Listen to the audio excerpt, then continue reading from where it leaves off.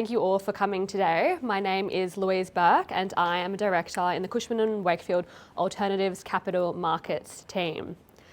We begin today by firstly acknowledging the Gadigal people of the Eora Nation, the traditional custodians of the land on which we gather today, and pay our respects to their elders past and present. We extend that respect to Aboriginal and Torres Strait Islander peoples here today. Thank you. So Australia has been a global pioneer in disability inclusion policy. Australia has been committed to supporting people with disabilities for nearly 120 years. Originally, the standard model of care was large, clinical, residential institutions which left residents often socially isolated. Australia then enacted the Disability Services Act in 1986, a pioneering piece of legislation that emphasised shifting from institutional care to community-based support and aimed to integrate, rather than isolate, people with disabilities. However, the government still wasn't getting it right. The standard model of disability housing shifted from institutions to what we call group homes. Unfortunately, group homes still limited the choices of people living with disability and left them socially segregated. The disability community felt that very few people in group homes would choose to live in that setting if they had a realistic choice. We as a country needed to evolve our understanding of disability support from a model of welfare to a model of independence and choice. This new way of thinking was one of the driving forces behind the new NDIS's approach to disability housing and informs how we think about specialist disability accommodation today. Today you will hear from a range of people who are every day working to improve the dignity, independence and choice for Australians living with disabilities. Driven by the innovation that private sector competition incentivises, they are building housing that people with disabilities choose to live in and want to live in out of a range of alternatives. They are building housing that enables independence and dignity for people living with disabilities. They are doing so with support from private capital, with investors simultaneously enjoying healthy and sustainable returns. Over the last 5 to 7 years, the Australian real estate funds management landscape has transformed significantly. Office and retail used to be the go-to sectors for fund managers. However, structural changes such as working from home and online shopping have made these sectors somewhat less attractive. Investors and fund managers are now looking elsewhere. They're looking to sectors with enhanced structural tailwinds and strong potential for underlying demand growth. And they found what they're looking for primarily in what we call non-core investments or real estate alternatives. Alternatives include smaller or what some would call niche real estate sectors such as social infrastructure, healthcare, living, which includes build-to-rent and student accommodation, data centres, agriculture and self-storage. SDA lies within this domain, straddling the universes of living and social infrastructure. SDA is an excellent example of what alternatives are meant to achieve in an investment context. Strong tailwinds, such as broader housing supply shortages, ongoing government commitment to the SDA model, and a socio-political consensus on the importance of providing appropriate independence-enabling housing for vulnerable Australians have assisted in driving SDA performance and momentum across the sector in recent years. The SDA sector has tapped into increasing demand from investors seeking to combine strong financial returns with positive social impact. While there is rising interest in ESG and impact investment, this demand from capital is first and foremost about leveraging off the favourable societal, political and economic tailwinds that we just described. While SDA is only a small fraction of Australia's investable living sector universe at present, there has been strong interest in SDA from institutional investors looking to deploy what we call smart capital. Key institutional investors include major pension fund investor Ivanhoe Cambridge, VFMC, the Victorian Funds Management Corporation, and global private equity giant KKR. Additionally, Australia's largest banks, including NAB and CBA, have committed financing to the sector. These institutions agree that the fundamentals of the sector are appealing. Other factors large institutions have cited as being important in their decision to invest in SDA have included the need to diversify away from challenged core sectors, SDA's strong income profile compared to other living sectors, the fact that SDA income is supported by the government, the relatively high degree of data transparency in SDA compared to other forms of affordable housing, and social impact or ESG motivations.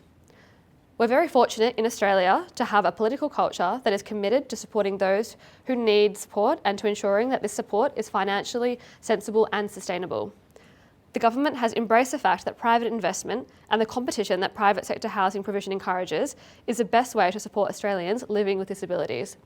And we believe that the government is committed to making that work and to allowing the sector to see continued growth. At Cushman and Wakefield, we believe that real estate can make an impact on the world around us. When we shape the buildings that people live their lives in, we play a role in shaping our communities. And we want to shape our Australian community for the better. We're proud to play a role in the evolution of Australia's approach to disability housing support. We are closer than ever to reaching the goal of no Australian living with a disability finding themselves in unsuitable housing. We hope you all leave today feeling inspired, both by the investment opportunities available in this space and the good your investment can do by offering choice to Australians living with disabilities.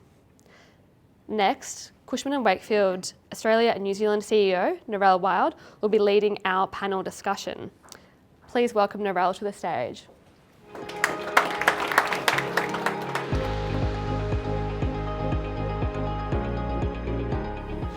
So our introduction of the panellists is going to be one at a time, and we're just going to get a little bit of colour from them and what their focus is in the sector. So I'll start off by introducing Stephen Oliver. Stephen leads NAB Corporate Health in New South Wales and Queensland, covering asset classes such as social infrastructure, alternatives and seniors living. In particular, Stephen is responsible for NAB's strategy and growth in the SDA sector. He has 12 years of experience and specialises in sourcing, structuring and executing intricate acquisition and development finance transactions. So Stephen, over to you. Thank you, Norrell, and thanks everyone. Great to be here today. So SDA, an incredibly important asset class for me and for NAB, something I've been involved in since 2018 actually. At NAB, we've deployed around $500 million at scale into new build housing over the last few years. We're a supporter and member of the SDA Alliance, the sector's peak body. SDA lending contributes to our $6 billion affordable housing announceable, which sees us try to increase housing, safe and secure housing for Australians. So whenever we discuss and think about SDA, it needs to be considered in the context of the NDIS. Without that, obviously there'd be no investment opportunity. At the same time, given what's going on and the media and commentary and fiscal constraints, the risks do need to be considered. There's been a lot of conversation in the past 12 months about rationalisation or control of expenditure in the NDIS, but as someone that's been involved in a long time and had a lot of conversations here, my view is SDA is sustainable and here to stay for the long term. The federal budget coverage this year focused on the NDIS reaching around $40 billion of expenditure, growing at nearly 14% average rate per annum. So huge numbers there clearly. It'll soon reach the second largest budget item nationally.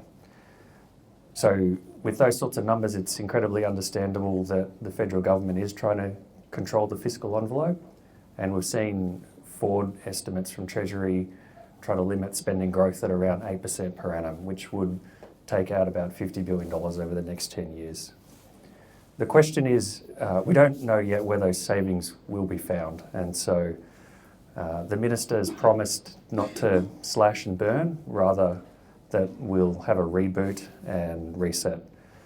So we don't know where the cost out will be, but the minister has been vocal on a few particular items, and that includes things like plan managers. Plan managers manage an incredible amount of expenditure in the NDIS. We've seen plan managers overspend actively and then promise top-ups to participants. So that's one of the drivers of the increased expenditure.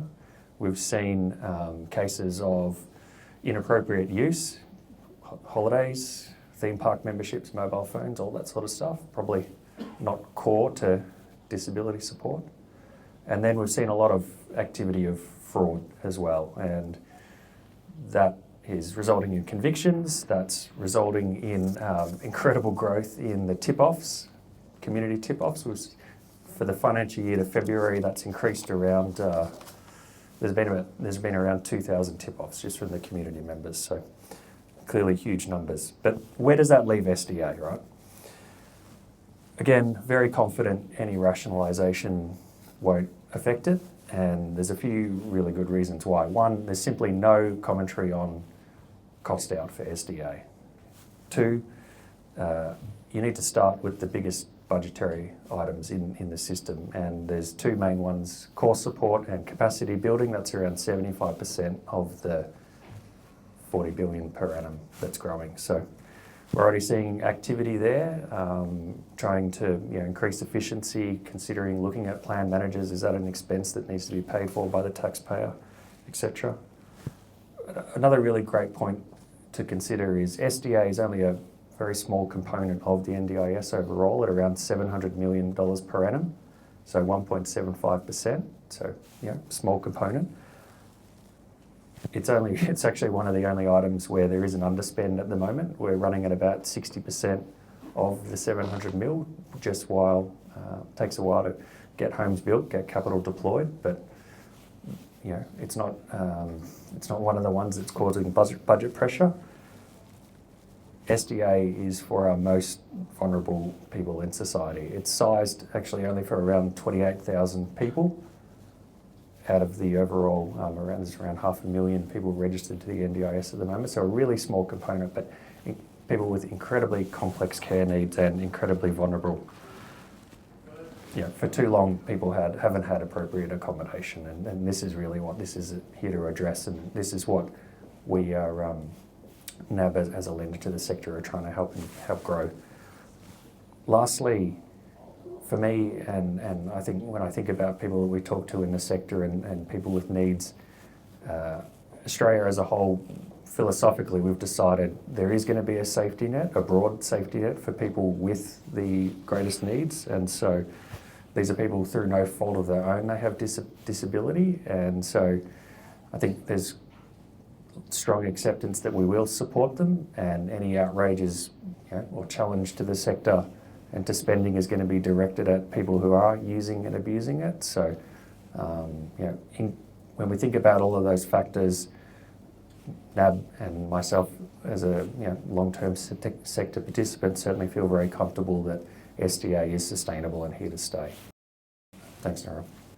Great, thanks, Stephen. I think that's really useful to have that context of SDA in that broader propositioning of NDIS, and given the broader housing issues we have across the country, it's hard to imagine a situation where the government would be focused on the SDA component, but obviously remains to be seen.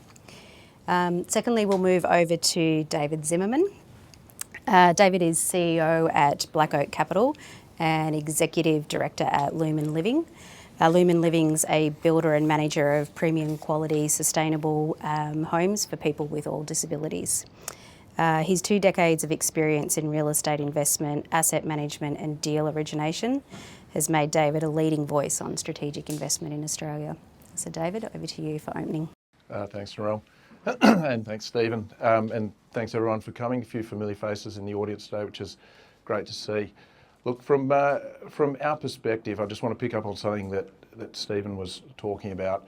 The NDIS budget, $40 billion, it's in the top 3 largest spend items for the Commonwealth Government. It's up there with defence and healthcare generally.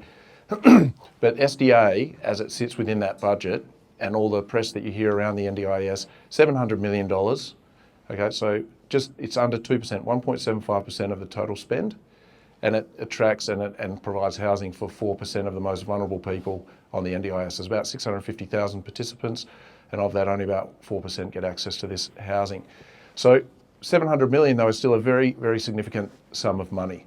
And at Blackoak we saw great opportunity in this space, very new, huge demand, not a lot of supply. So we thought, okay, let's do some research and figure out how to participate. As part of that process, we set up Lumen Living as a specialist business to focus on the sector.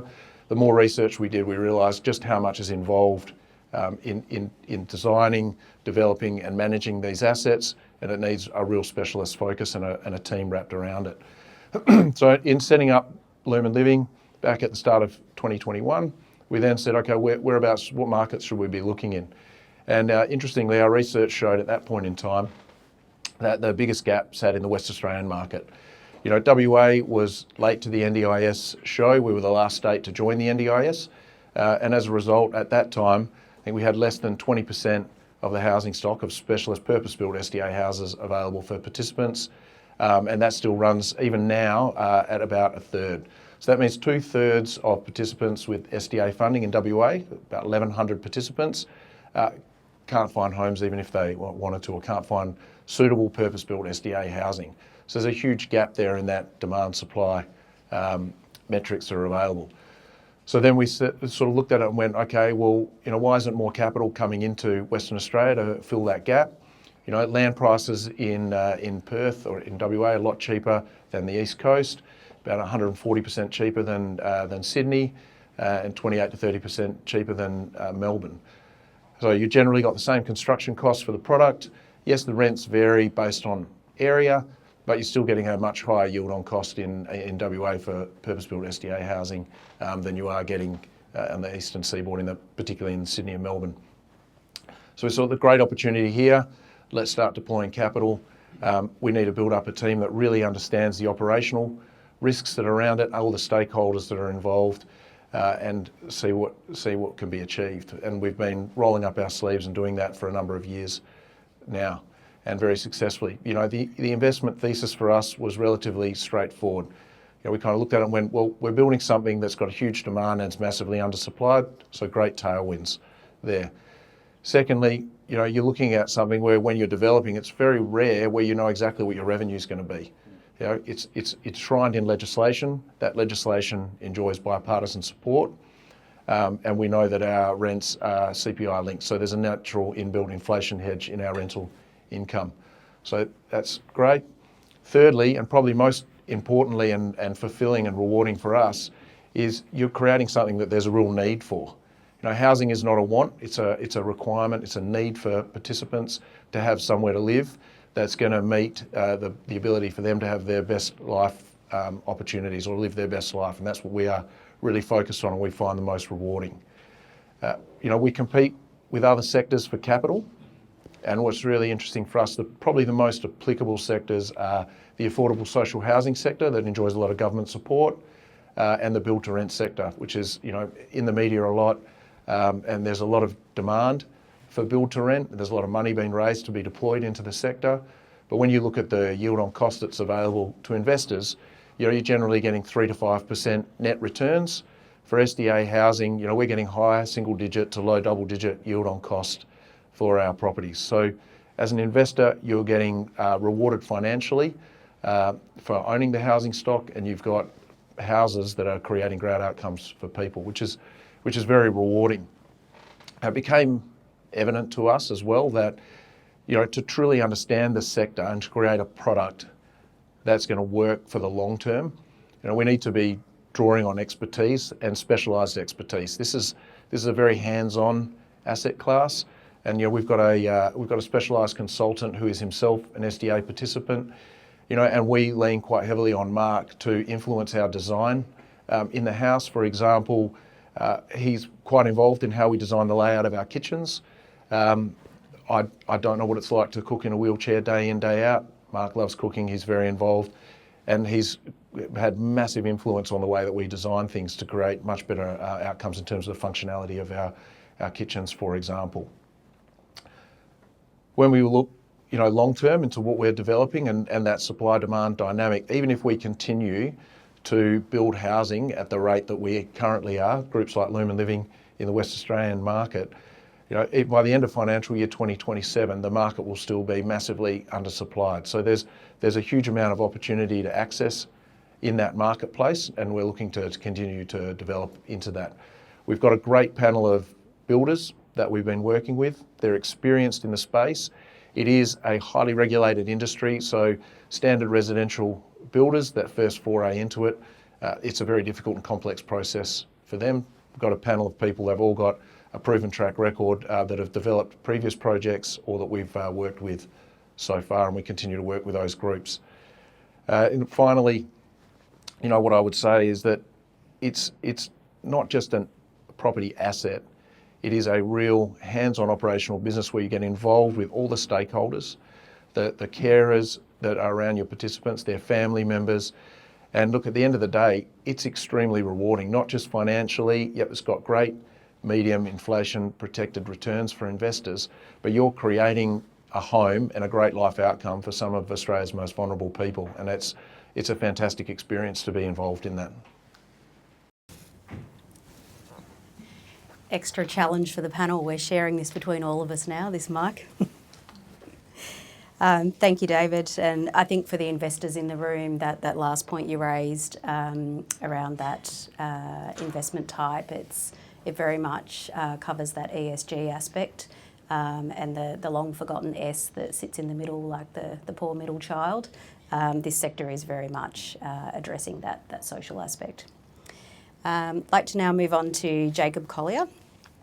Jacob serves as CEO of Vera Living, a leading provider of high-quality accommodation for people with disabilities in vibrant, well-connected communities in 6 of the country's states and territories.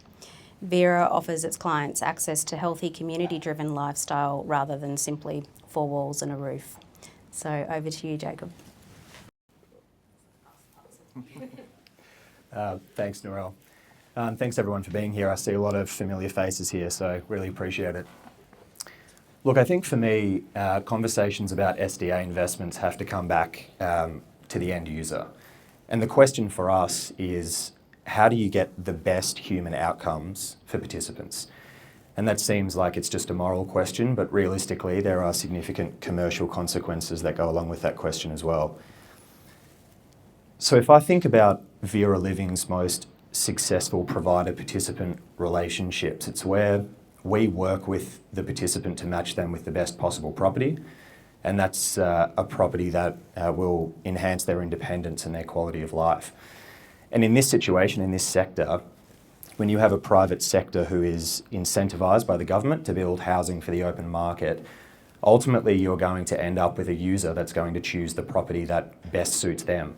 So it's in our best interest to work as closely as we can with participants to match them with a property, and that's going to lower the overall vacancy across the sector and also maximise individual SDA project returns as well. So from that standpoint, building those dynamic relationships with tenants is absolutely crucial to success in this space. And as a business, we put that right up there with design and design intent. And when we think about good SDA design, and I'm sure everyone in this room, certainly a number of people here will have heard the word purpose, purpose-built, fit for purpose. We throw that around a lot when we think about good SDA design. But I'd like to give a couple of examples of what that looks like in practice for Vera Living's tenants. So the first one that springs to mind, and David bringing Mark up is case in point of this. To get SDA funding, you need to have high care needs. That's part of the legislation. And so the majority of Vera's SDA tenants will mobilise around a property using either a power chair or a wheelchair, a mobility scooter, etc. And so naturally you'll need wider doorways, you'll need wider hallways, grab rails, handrails, accessible bathrooms. But it's the extra piece that makes it fit for purpose. It's the implementation of a cooktop in the adjustable benching component, for example, so that person can cook if they like to cook, that makes it fit for purpose and therefore a more attractive product on the market. Assistive technology is another thing that comes up a lot. You see people being able to use an iPad to use their blinds, open doors, change the temperature, heating and cooling throughout the home. But the fit for purpose element comes in where we have tenants who we've set up voice control for, or who may be paraplegic and use eye tracking and eye movement to open the blinds and open their doors. A third one, back to actually making a difference in the build rather than it being tokenistic, is, as we know, there's no steps to the front door in these properties. You need flush entry and exits.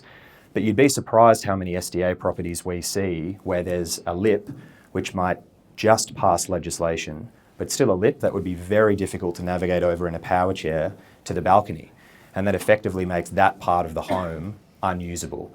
And so again, the fit for purpose element and actually going through that with potential tenants makes it a more attractive product. And it also improves the dignity of the person, the end user as well.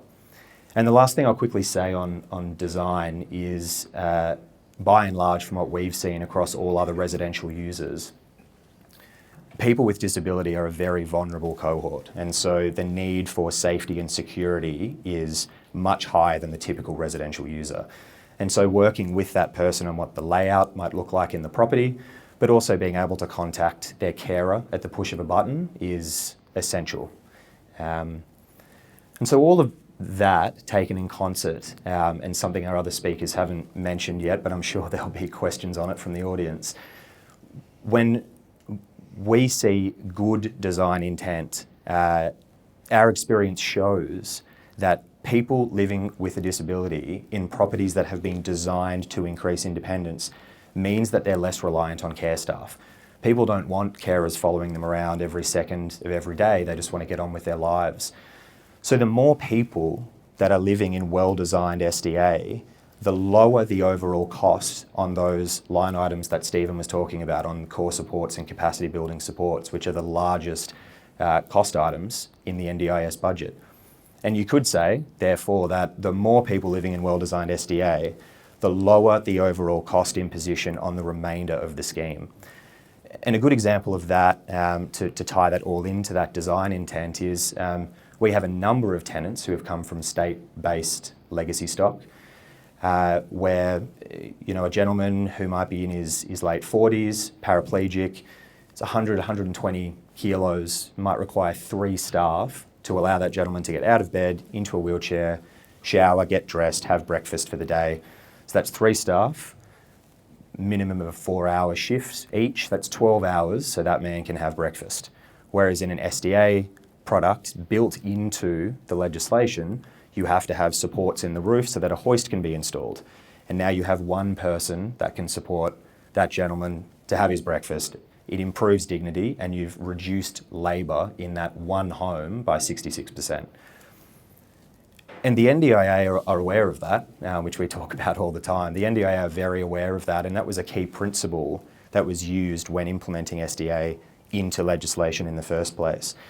And so I think that ties in quite nicely and chalks up another reason in Stephen's tally of reasons why SDA funding is here to stay. And then lastly, very quickly, is I think that also dovetails into your point, David, where the contrast between well-designed SDA and overspend in certain parts of the NDIS budget. I mean, realistically, I don't think any of us should be surprised that there is overspend in the scheme when people aren't getting access to the infrastructure that they need to live these full and independent lives. Thank you. This passing on is only going to get longer.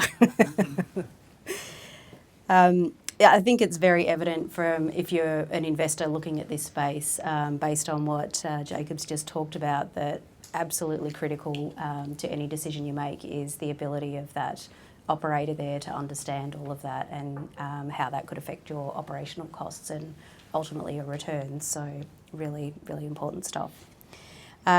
Last is Alan Herman. But not least, of course.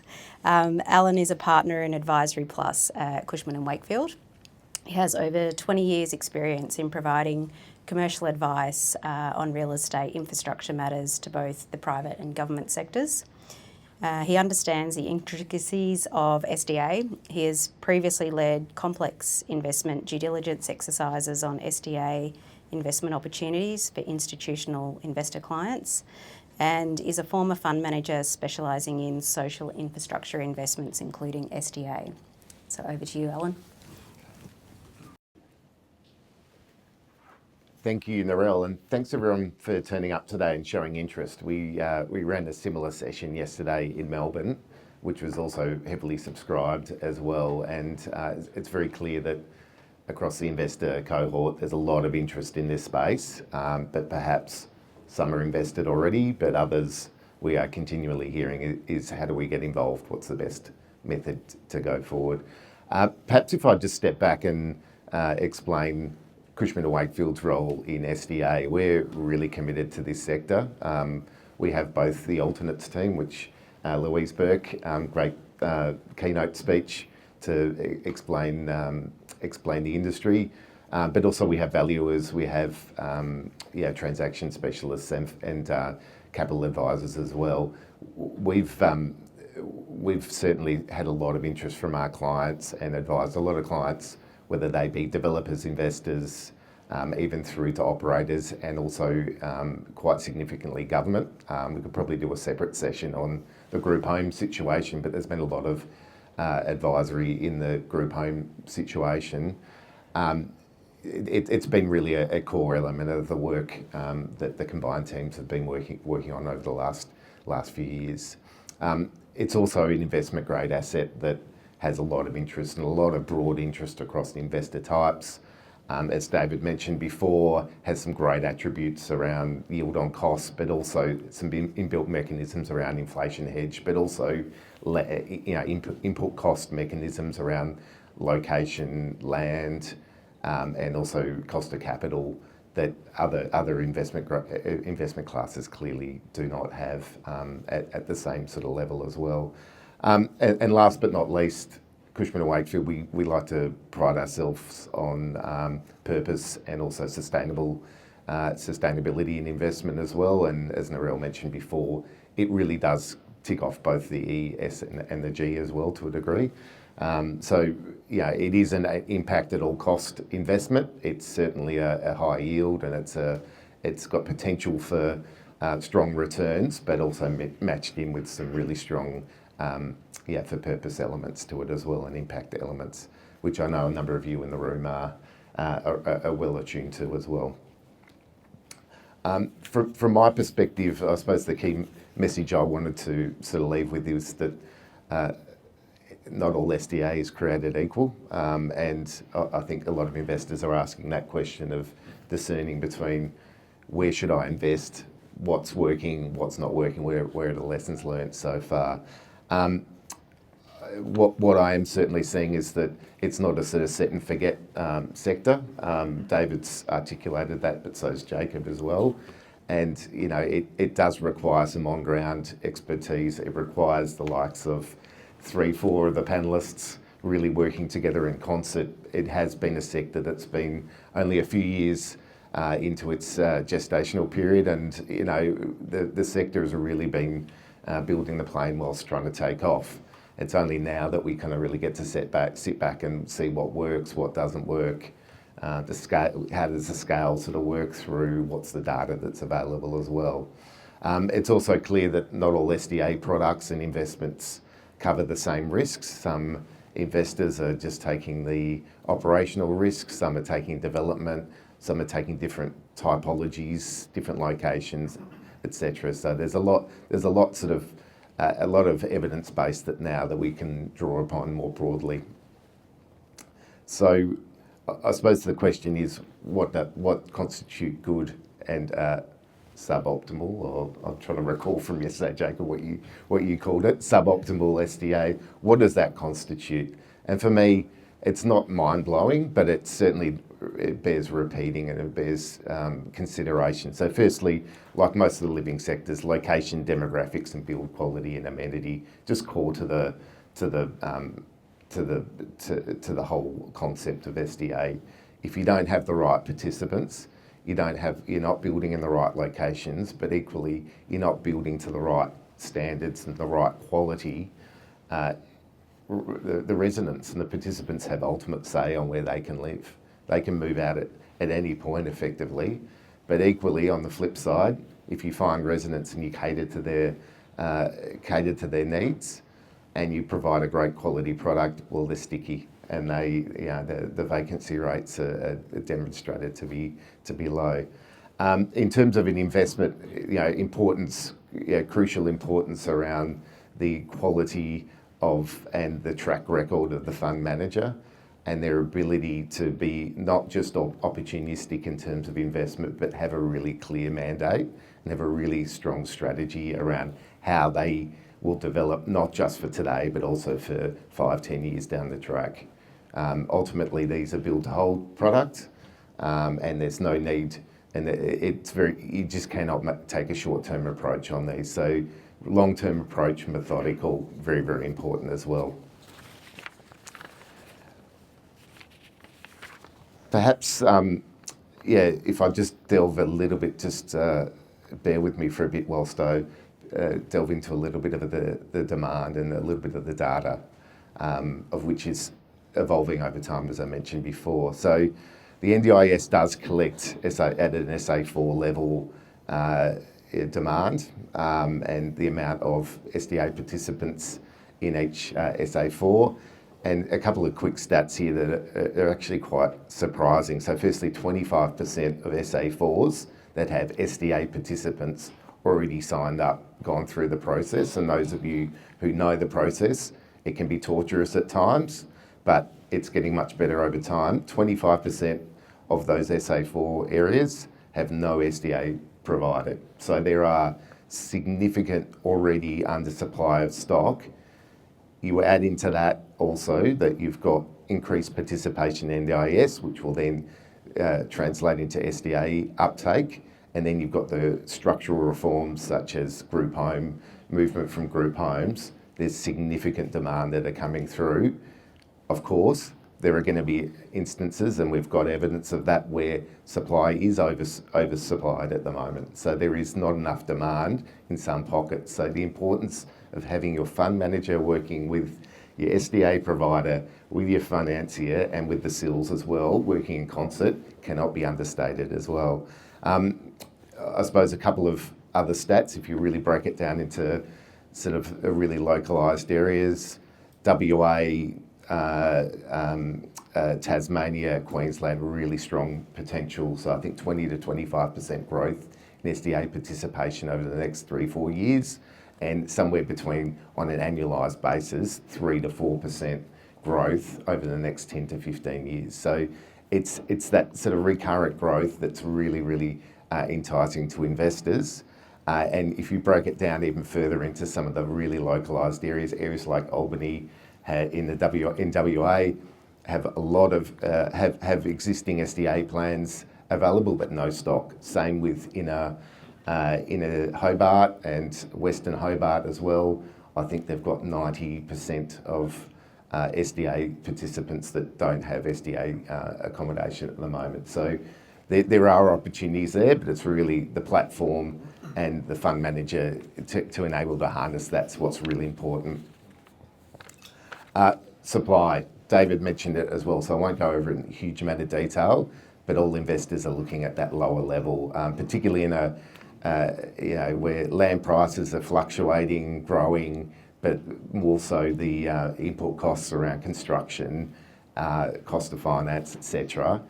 That's all being scrutinised at a high level. So again, your ability of your fund manager and your platform to absorb that risk and deploy over time is really, really important. It wouldn't be a discussion regarding investors if it didn't include fees. I think every conversation with investors is probably question 2 or question 3 that gets what's the fee? How does that calculate? A couple of comments on here. So firstly, it is a more complex asset type. It is a core plus. You want your fund manager resourced and also incentivised to deliver what can be really, really good returns. So perhaps it is certainly not a set and forget. So I wouldn't consider, well, I'd actually be asking the questions if it was too low, to be honest, around how sustainable and how much scale a fund manager can develop over time. The extent to which fund managers can deliver exceptional return or accretive return, that's what's really got to be tested at each sort of level. The other aspect is probably around scale. That comes up all the time around, how do you get to a certain scale? How does it become investor friendly, particularly at that institutional level? Again, the combination of the three panelists here is crucial, along with the SIL, to get the waiting list through, to get participants up and ready, get their plans approved, and then be able to deploy it at scale, have the relationships in the local markets, etc. That's all I wanted to cover today. Thanks very much.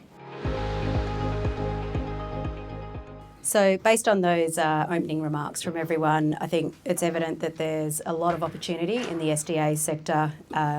There's a high level of complexity, potentially some uncertainty around the funding scheme, and then your end users or occupants are, the most sort of vulnerable types of people we've got in our communities. So putting all that together, David, if I could throw to you, what do you see as being the key risks associated with investing in SDA, and what kind of mitigations do you see for those risks? Yeah, look, surprisingly, I don't know if this one's working either. Most people can hear me anyway. Look, surprisingly, at first I thought it would be, how you're going to manage construction risks, how you're going to find the land, all the kind of things that we deal with day in and day out. But as I went out and started talking to investors or people that have been involved in the sector, the recurring theme was around vacancy. How do you find the tenants, and how are you going to get tenants in? And we've seen a lot of stock being built and then it's remaining vacant for an extended period of time. So there's two things you need to be mindful of. First of all, just like in any asset class, unlike standard residential where it's very simple, a tenant simply signs a lease and within a couple of weeks or a week someone moves into a house. SDA is a bit more like commercial property where it can take 3 to 6 months for a tenant to move in. It's very complex, takes a lot to plan. Moving. We've had a tenant that we had to move in. There was literally 2 ambulances in the whole state that could transport that person. So the logistics around finding the availability of that ambulance to then be able to move that person was pretty complex. And secondly, you've got to mobilise a team around that leasing experience, and that's where Jacob's team is excellent, and we have to work really closely with them to make sure that we're meeting the requirements of the participant. We want to work with their care providers, their families, all the stakeholders to provide them with what they need and be prepared to make minor modifications to the property to make sure it's fit for purpose. And that is how you help fill the void in that vacancy, and we think in longer term you'll have great tenants that will want to remain in the home you've created for them. You've touched on returns, and Al touched on returns, but we should get to the nitty-gritty.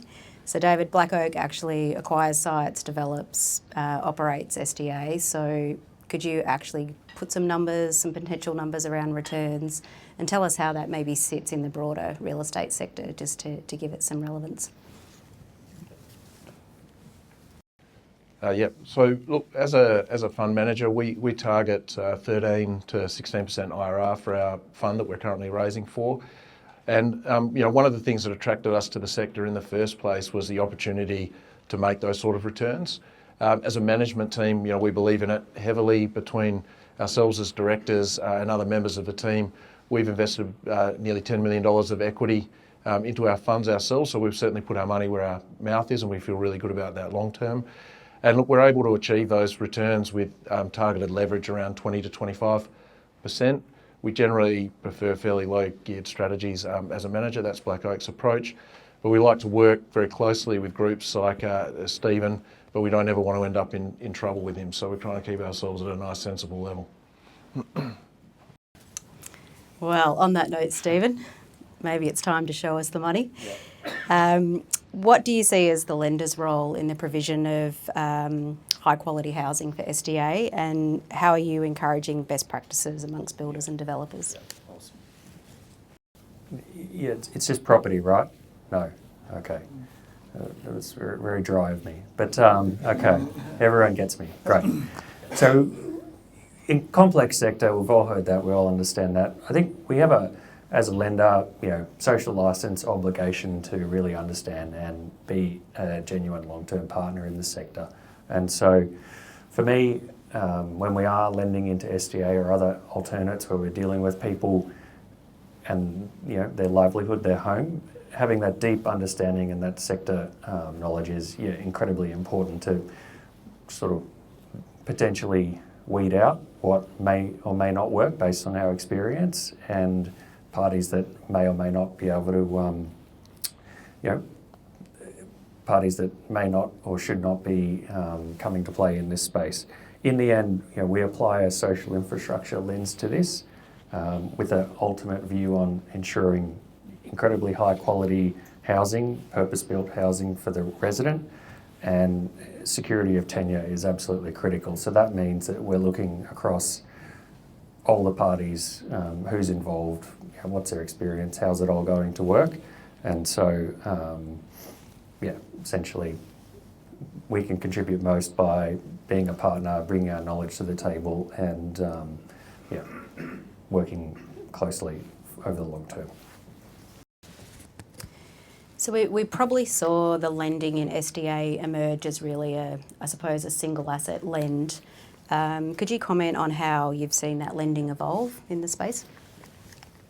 Yeah, another good question. So having been involved for a while now, what we have seen is portfolios have grown and achieved scale, and that means there has been a shift in who are the investors to the space. We're seeing a lot more institutional capital come in now, and so that's meant that probably they've brought the regime and structures that they tend to deal with. And if we look, we've got a social infrastructure-like sector, but with property-like yields. And so probably the biggest change in the last few years has just been, in addition to interest rates, the moderation of gearing, probably, just as investors look across, what return are we achieving here versus elsewhere, and probably a little bit of gearing come off, just a bit, but we're happy with that, I guess.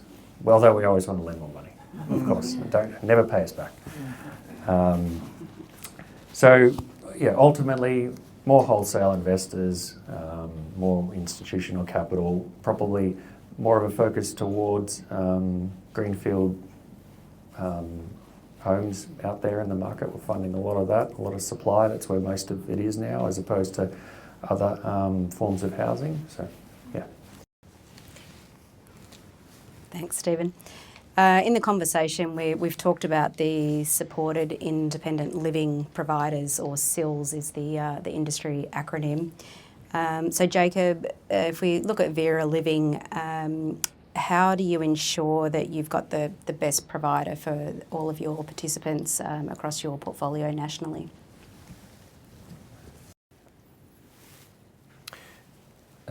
Thanks, Narelle. So supported independent living providers are the carers in the homes effectively, and it is something investors should care about, because as SDA providers, it's often seen as the bricks and mortar, but then these carers are with participants every day.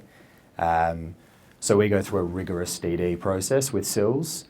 5 or 6 years ago in this sector, people thought that SILs were the silver bullet solution to sourcing tenants, and put a lot of faith in a very few, very large SIL providers, and that turned out very poorly, because SILs, like everybody else, were trying to figure out what this space was about. And so, a lot of those much larger not-for-profits had a long way to go, a lot of restructuring, a lot of innovation coming from what was a very old state-based scheme. So the onus really falls to other advocates for the tenants to support tenants to make the best possible decision they can. And ultimately, as people who have seen the review that came out last year, there is a separation occurring between SDA and SIL, and that's key to choice and control, which is a central tenet of the entire scheme itself.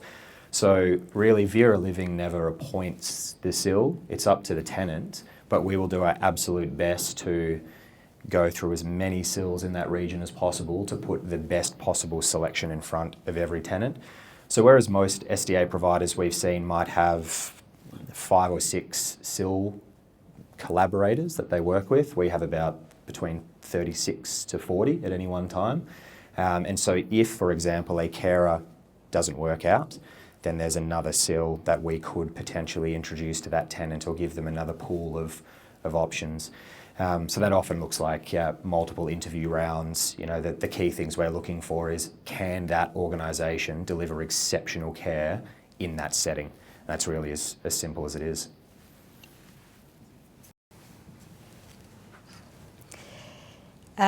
Probably another thing that investors would be particularly interested in would be the operational agreements that exist. So typically we would see a fixed rent head lease or a pass-through lease agreement. So Jacob, could you maybe tell us just a little bit about each type and the financial and operational implications? I can see a lot of smiles in the room at this question. So look, the key commercial metrics that differ between them, head lease or fixed rent is a rental guarantee. So the operator is on the hook for the occupancy. A pass-through is like your traditional management agreement where you take a percentage of passing income and the risk sits with the asset owner, the risk for occupancy. 6 years ago, most people were writing fixed rent head leases. It was the way to get in. It also operated the most similarly to other traditional real estate assets where you had a double or triple net lease and the operator takes the risk and off they go. The way that the sector has developed is our view, which may be controversial, but the way we see it is fixed rent head leases make it very, very difficult for this nascent sector to mature. And that's for a couple of reasons. The first is that a lot of underwrite risk is sitting with very young businesses that do not have the balance sheet coverage that a lot of people would love them to have. These are young operators that have stepped into the management of tenancies for a very vulnerable cohort and said, we will pay that underwrite for 10 years, when realistically that bank guarantee is effectively all that's sitting between a little bit of extra vacancy than was planned for and a bit of a domino effect. That's our view on it. The other reason it makes it difficult to scale is because there is security attached to taking on every new property. You might provide a 3 or a 6 or a 9 month bank guarantee, and as very young businesses, there's only so much liquidity that these operators have, which means they can only grow at 4 or 5 properties at a time unless they are leveraging significantly from external sources, which is, again, hard as a young management business. So one of the key reasons that we have very much enjoyed our relationship with Blackoak is we get to work hand in hand with a fund, with an asset owner who truly understands the property, because they also are happy taking that occupancy risk. We're working together to choose the best locations. We're justifying the cohort mix to ourselves. It's a much more symbiotic relationship, and it allows funds who are comfortable with the sector and that type of agreement to grow quicker. And so Al, over to you. Could you maybe comment on whether you see differences in SDA investments on the East Coast versus the West Coast? And in answering that, maybe talk a little bit about the demand for SDA housing in different regions.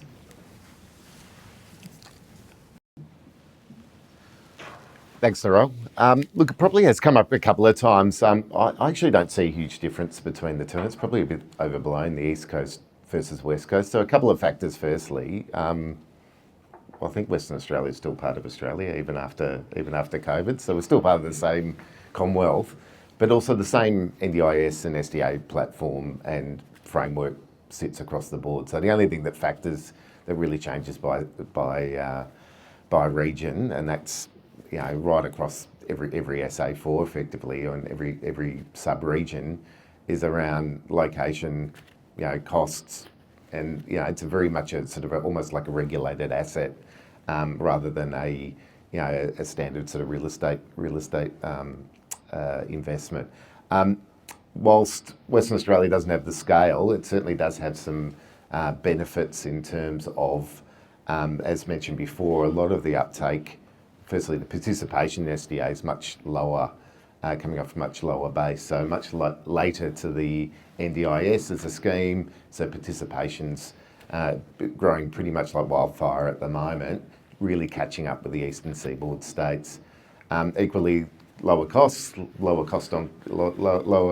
yield on lower cost inputs, but also really importantly, as referenced before, the uptake in demand that's being satisfied from SDA places much higher on the East Coast. It's a much more contested market, a lot more players on that side. Whereas in Western Australia, we're seeing that it's it's a developing market, and first mover advantage is still available in those markets. So look, there are benefits to both versus the one versus the other. But look, I'd ignore Western Australia at your peril, because ultimately it's an opportunity there for the taking. And there's, I'd more focus on, as I mentioned before, the product, the market, and the platform really, and the ability of a fund manager to actually get in and drive demand and satisfy demand within each of the markets and build scale.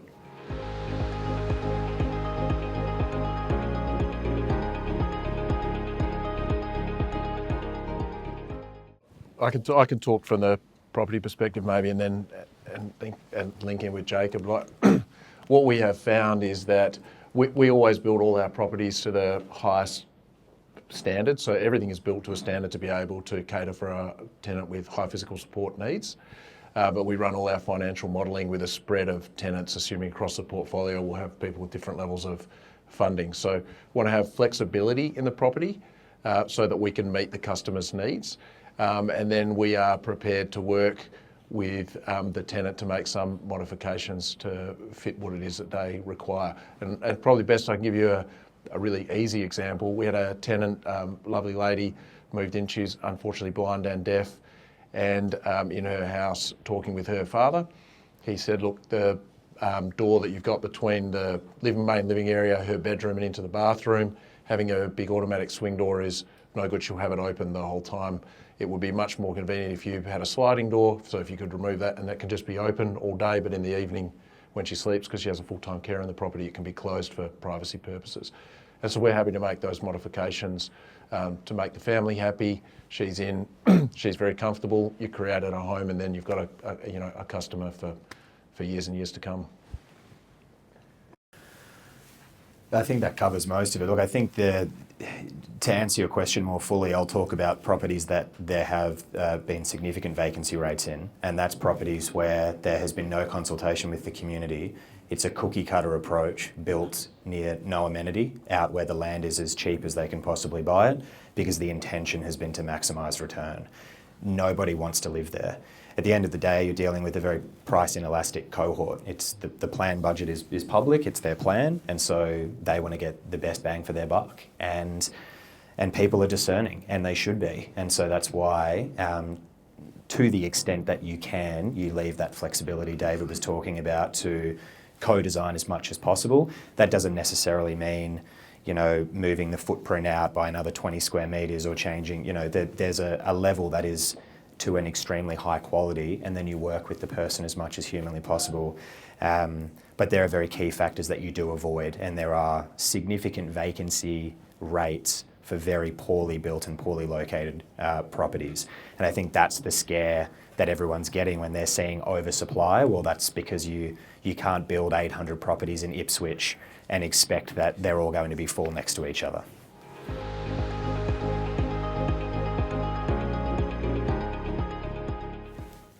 Is there an opportunity to convert up to new standards? There's hope for some people, I think, who have at least put some effort into the design, and there's no hope for others. I think that for investors who want a seed asset and need to invest quite heavily, quite quickly, there's an opportunity to pick up, and Stephen would have a good handle on this as well, to pick up certain assets that have the bones of a good property. We're as modular as we can be with assistive technology and certain inclusions in the house, but there are some that it has literally been built to the millimetre to acceptable standard in the middle of nowhere, and there's corners cut everywhere. Yeah. No, I'll go on. Yeah. I think you nailed it there. So location, purpose built with an eye to longevity and long-term tenure for the residents, absolutely key, yeah.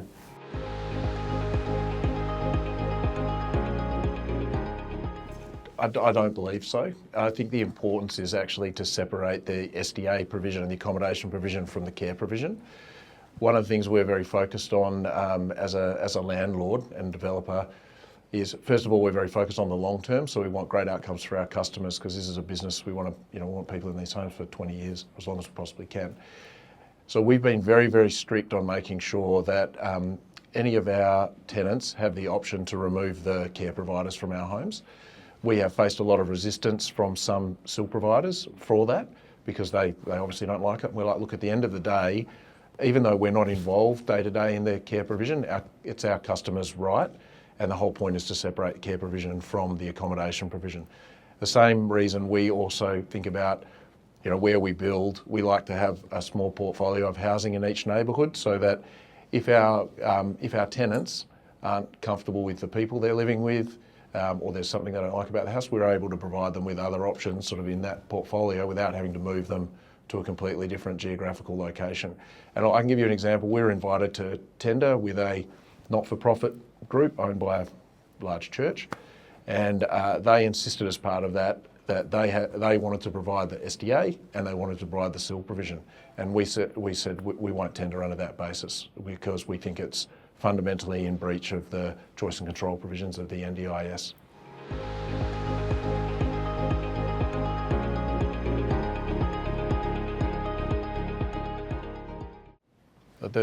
The short answer is yes, 100%.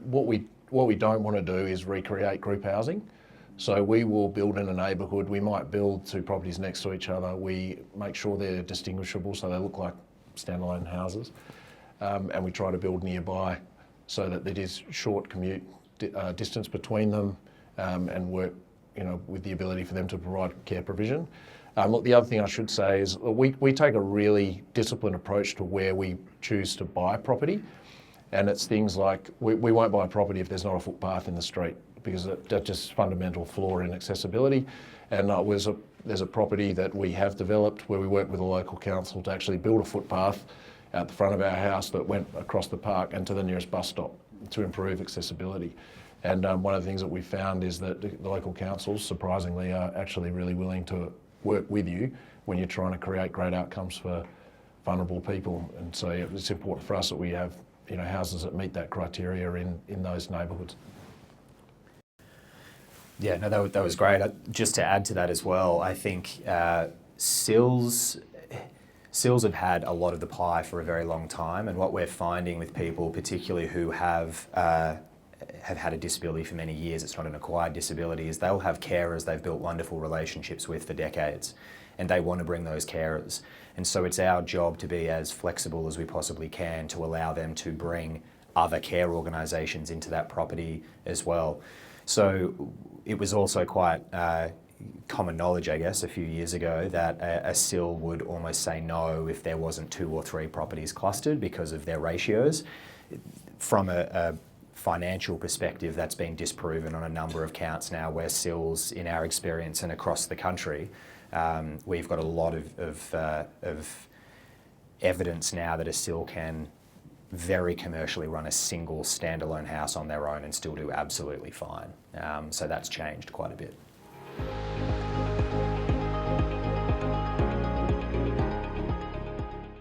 Thanks, Andrew. So we have about 170 active tenancies now, and we'll be at about 370 by the end of the year, and apartments are easily our highest performing asset from a let-up period perspective.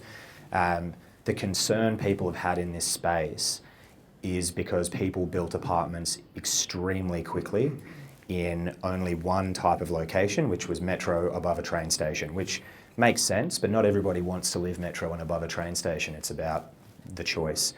And they were also quite small format apartments, 55 square metre apartments, 1 bed apartments. People with high care needs have significant storage needs, and so that second bedroom to act as storage or a study, or even to have family or an informal carer stay over, is essential. That's what any of us would want as well if we had the funding to be able to pay for that. So whilst we are very bullish, especially with Blackoak, in building standalone houses and villas, and particularly in the West Australian market, because coming from Perth myself, it's not the West Aussie dream to live in an apartment.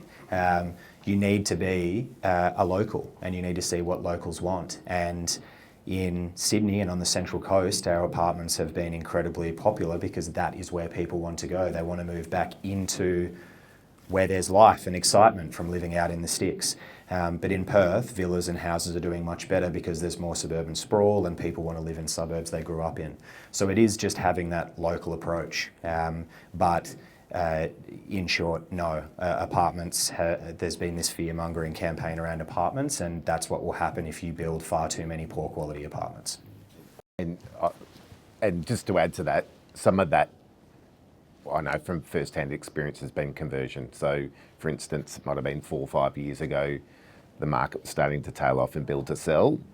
A number of projects started to bring on SDA scattered throughout the project because pre-sales were down, and then all of a sudden this new asset class came out. So again, that's probably part of the discussion around, or part of the evidence base so far, that look, there have been some missteps. But certainly, new investment is bringing that into those lessons learned and applying that for future investment.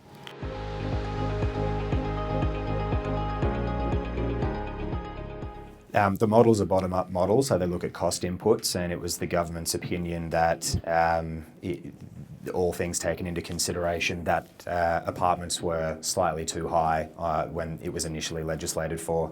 It was also why lower funding categories nearly increased by about 100 and... For apartments. Yeah, that's right, for apartments. So it effectively brought the lower funding categories up to meet the highest funding category. Stephen, you're probably a positive info on this. Do you want to? That is a good question, and just generally on vacancy in apartments. But essentially, bottom-up cost inputs, probably the initial assumption in 2018 was that apartments would cost more. They simply didn't. And land, construction and everything to build a group home or a villa, that was more expensive. So that's why that's gone up, levelled out. We've also seen the lower acuity levels in apartments increase, which has probably meant now that's why apartment vacancy is reducing quite substantially and quite rapidly. Yeah. I think, sorry, just one other thing I'll add to that, Andrew, is that I think, in my view, a lot of our competitors were building and they're promising their investors high physical support rents. And so they were holding out for one category of tenant, and that was it. That was all they could do, or they were going to miss their targets. They weren't taking a blended approach to the type of tenant. And I think, after a period of time, they realised that wasn't the case, and they've allowed people on different categories of funding to move into those apartments. And unsurprisingly, the vacancy on well-designed apartments have gone down.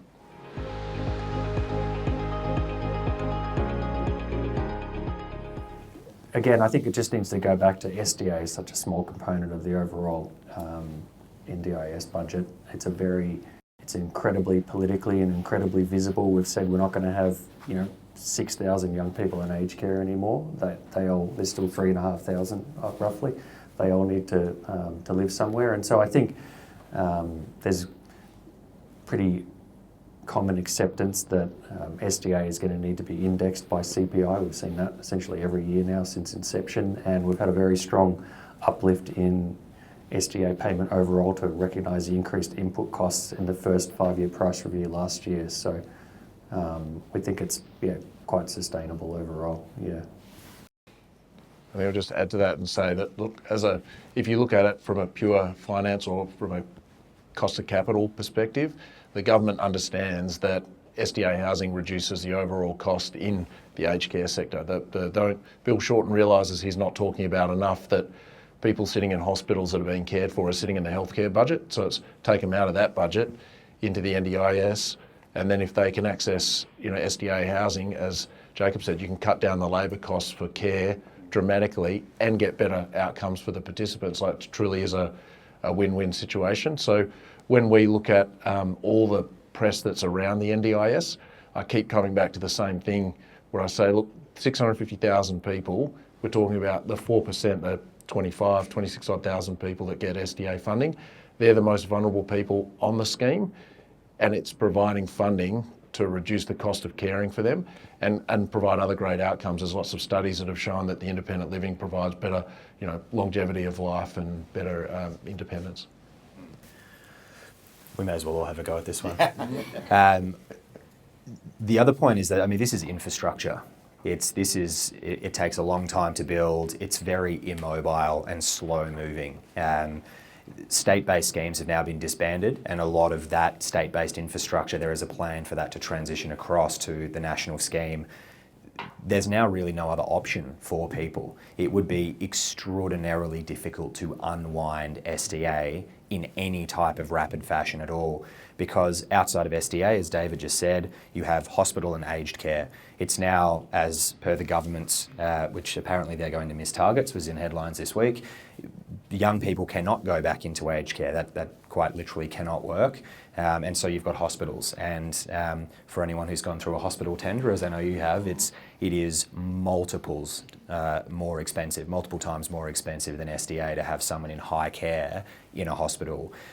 So if it's not SDA, really the government is looking down the barrel of either somehow sorting out the private market for accessibility, which would be an absolute nightmare, or homelessness, really. So infrastructure is very slow moving. I think that people underestimate how much effort has already been put into moving that needle away from the state-based schemes. I might as well have a crack as well. The other 2 points I would just layer on top of that is only half of the schemes getting spent at the moment. So demand just can't, supply can't keep up with demand at the moment. And there's I don't have the stats in front of me, but it's a large amount of investment needs to be made irrespective. And you're right, Jacob, it is integral to the system at the moment. So what happens to group homes that are I don't know if anyone's walked through the standard, state-based group homes, they are, they are shocking. They are shocking and suboptimal. So where do people go from there? And so for me, look, every investor's got a choice in each sense, but look, I think that it would take a huge amount of political risk to even pull a dollar out of SDA.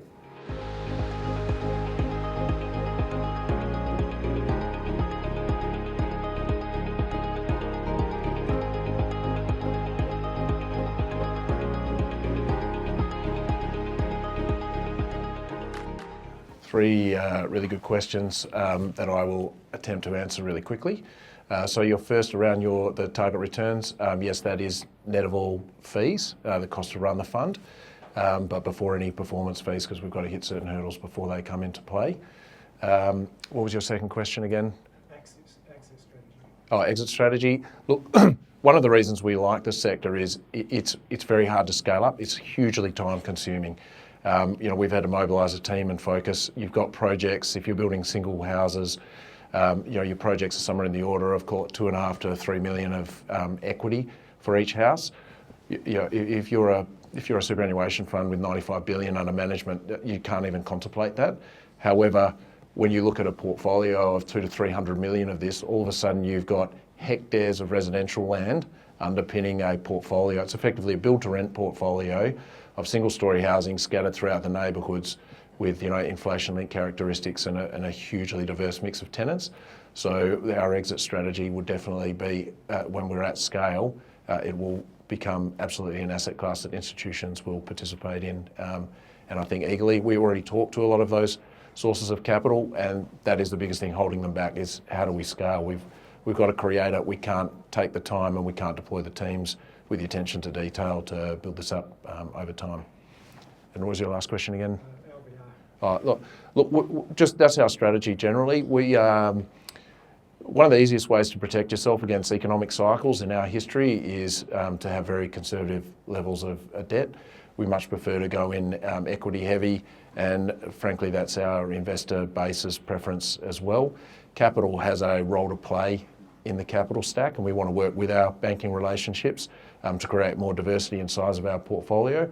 But we always want to be in a very manageable position that in difficult circumstances, like you have a global pandemic and the entire building industry shuts down, I don't want to be talking to people like Stephen in a panic. It's just, I'm going to be at the bottom of his phone call pile that he needs to make, which is just when he wants to ring me to ask how the footy went on the weekend, and that's it. All right, we've reached time, so I just wanted to really thank everyone for your attendance today, and in particular for your participation and engagement with the panel. If you could join me in thanking our panellists today.